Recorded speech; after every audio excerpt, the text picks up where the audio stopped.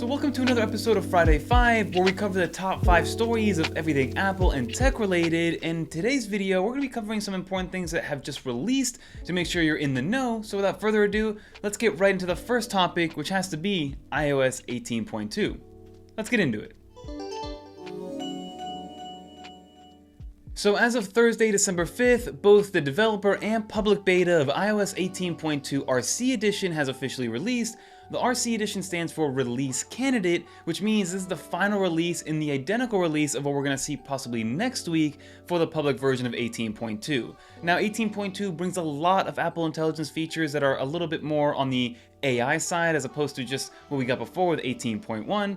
18.1 was a lot of proofreading and writing tools and things that I guess made Siri look smarter, but at the end of the day, it wasn't anything happening in the back end, where in terms of now with 18.2, things are starting to look a little bit more Apple Intelligence and AI focused when it comes to the new feature set. So what to expect real quick with 18.2, you'll be getting Image Playground, which means that you will be able to create some images inside of the brand new application, which again is called Image Playgrounds. We've been testing it with a bunch of videos, and definitely stay tuned next week for our total walkthrough of iOS and iPadOS 18.2 to understand what you're getting out of this new update.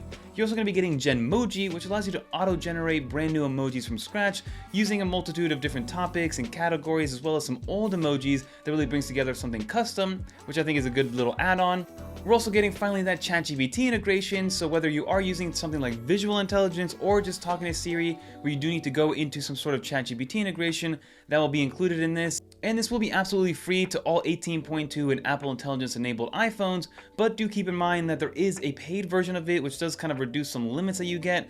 Those limits and requirements are still kind of unknown and a little bit dynamic right now in terms of what Apple's limiting, but in terms of feature sets, I don't think there is a limit. It's just about the amount of queries that you're putting in for the free version, and then Apple does let you sign up for ChatGPT paid right then and there in the settings application, as well as letting you sign in to your current account if you want to keep a history of your account and if you already are a paying customer of ChatGPT.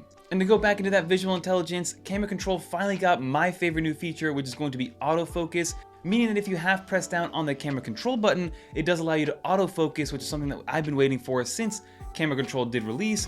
And then finally, we do get an update to the mail application, giving you some better categories, similar to what Gmail has been doing for years now. So your priority, your promotional stuff, your shopping stuff, and your announcement stuff. And again, everything will be broken down natively inside of the mail application, so that's always good to see. So that's going to be coming with 18.2, and like I said, stay tuned for a complete and in-depth walkthrough of all the new features on iOS 18 and iPadOS 18.2.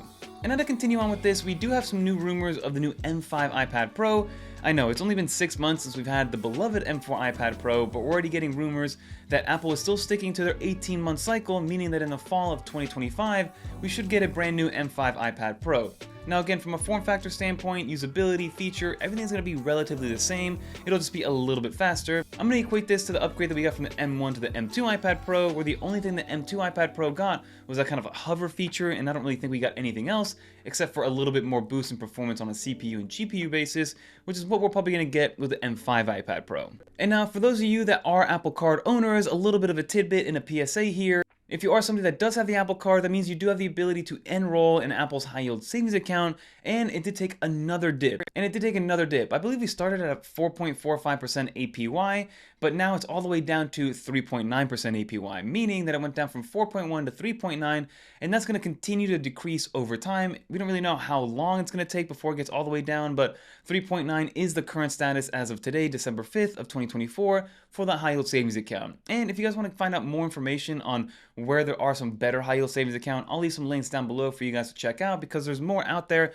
Again, nothing's going to beat the simplicity and the integration of the wallet application with the high yield savings account and things like that. But 3.9%, even though relatively competitive compared to some of the bigger banks, it's still not as competitive as something like a SoFi or an Ally Bank. And then to go back to ChatGPT in terms of a subject matter, there is a rumor that GPT is working on a $200 per month tier. Now, it remains yet to be seen exactly what that would include and what kind of perks you get out of that compared to something that's 1/10 the price, which is the current sign up of a $20 per month tier when it comes to ChatGPT. But again, they're working on a $200 tier, meaning that it should be giving us some insane features, especially compared to what is currently being offered at that $20 tier. And then lastly, I do want to highlight one of our videos for this week, which is the iOS and macOS or just Apple ecosystem magic moments that we tend to see. So things like copying paste across all your devices, being able to use continuity camera as your main webcam for your macOS computer, being able to annotate a screenshot that was taken on macOS on your iPad Pro, and then being able to use your Apple Pencil, and then being able to send it back to your macOS computer.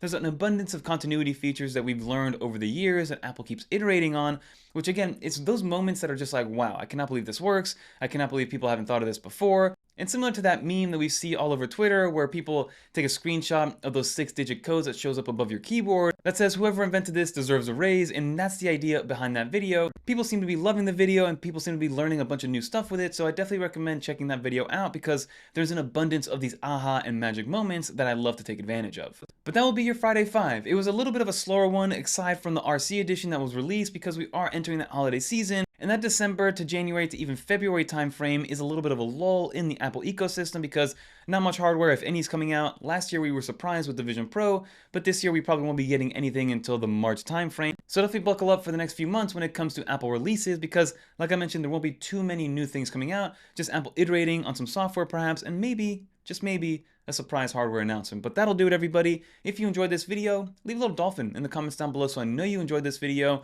And if you want to watch more videos like this one, definitely check out one of these videos right here. And until next time, I'm Fernando, and I'm out of here, everybody. Peace.